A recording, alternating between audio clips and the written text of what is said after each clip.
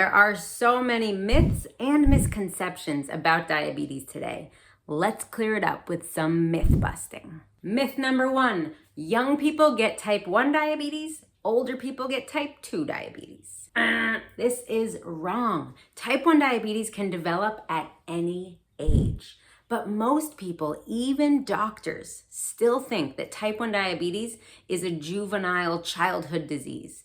That means that people who are developing type 1 diabetes in adulthood, like in their 20s, 30s, 40s, 50s, 60s, they're being misdiagnosed with type 2 when they actually have type 1. And guess what? More and more children are actually developing type 2 diabetes because obesity rates are climbing. Myth number 2, type 1 diabetes is genetic.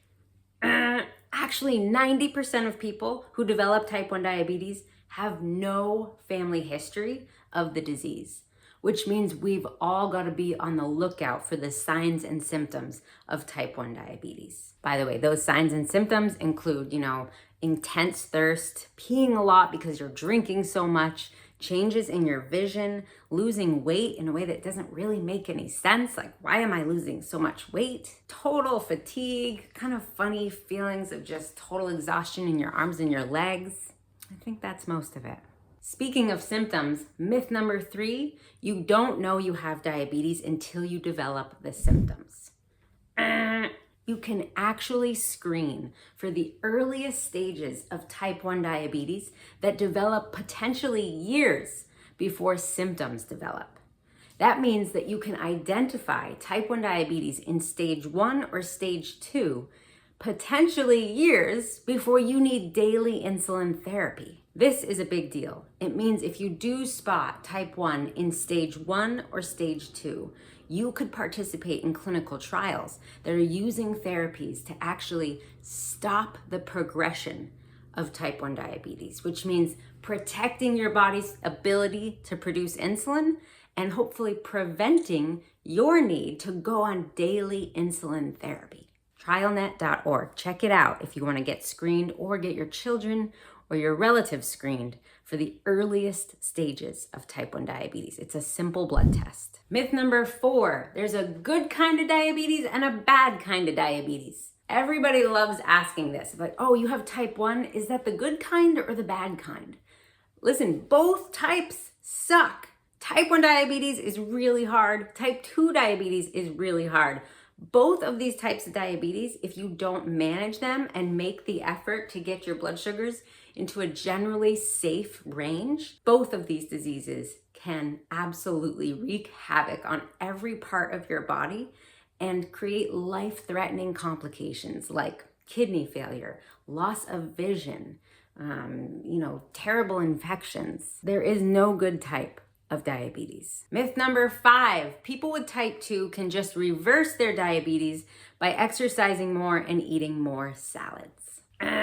Unfortunately, this is only sort of true a little bit, but not really. Okay, so type 2 diabetes is a metabolic disorder. And yes, lifestyle habits play a big role in the development of type 2 diabetes because of insulin resistance. But genetics play a big role there too. There are lots of people with terrible lifestyle habits, terrible diets, who are overweight or even obese who do not have type 2 diabetes. There are also people with type 2 diabetes who are very active, who do try to eat a very healthy diet, and yet they still need support from diabetes medications, whether it's insulin or non-insulin drugs like Ozempic. Nearly half of people with type 2 diabetes cannot simply reverse the disease with lifestyle changes because there's this whole thing called beta cell dysfunction. Your beta cells produce insulin. In type 1 diabetes, your immune system is attacking and destroying those beta cells. In type 2 diabetes, there is also this gradual destruction of the cells that produce insulin.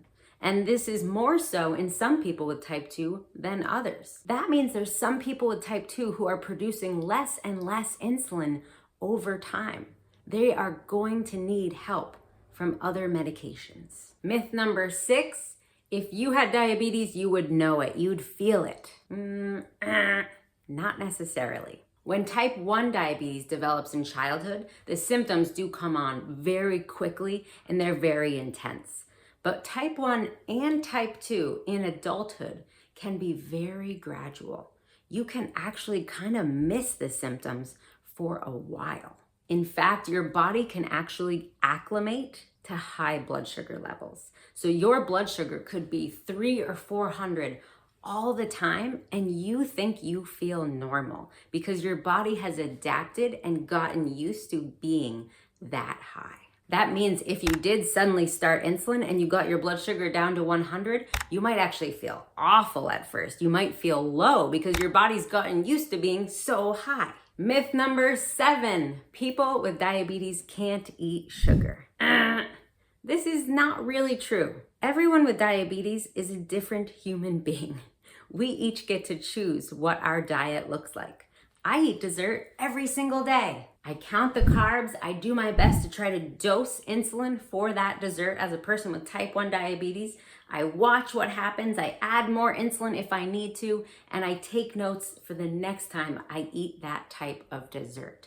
Does it always go perfectly?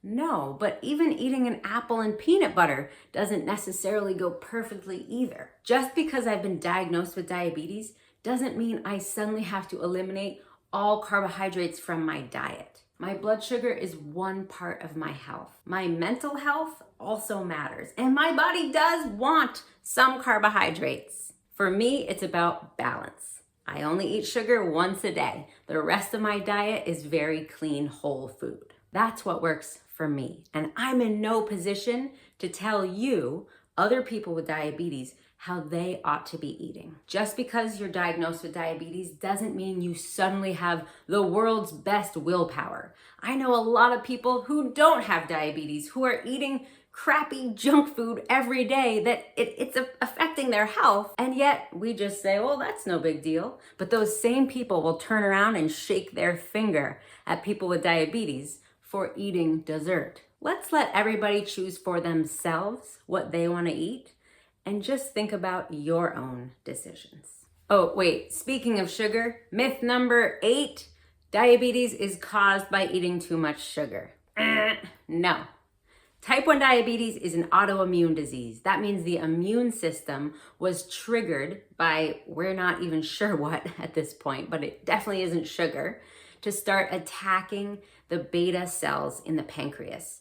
Beta cells produce insulin. So there is no amount of sugar that you ate or that you gave your child to trigger the onset of type 1 diabetes. In type 2 diabetes, yes, lifestyle habits play a role, like we already talked about, but there are other contributing factors because there are too many people who are overweight or obese, who have very poor diet habits and who don't exercise, who don't develop type 2 diabetes. So people who develop type 2 diabetes, a significant percentage are prone to developing this condition, regardless of what they eat. And I know a lot of people aren't gonna like that. I am defending people who eat cupcakes and donuts. Oh my gosh, can't believe it. Look, at the end of the day, what I'm defending is just human beings. Let's be kind.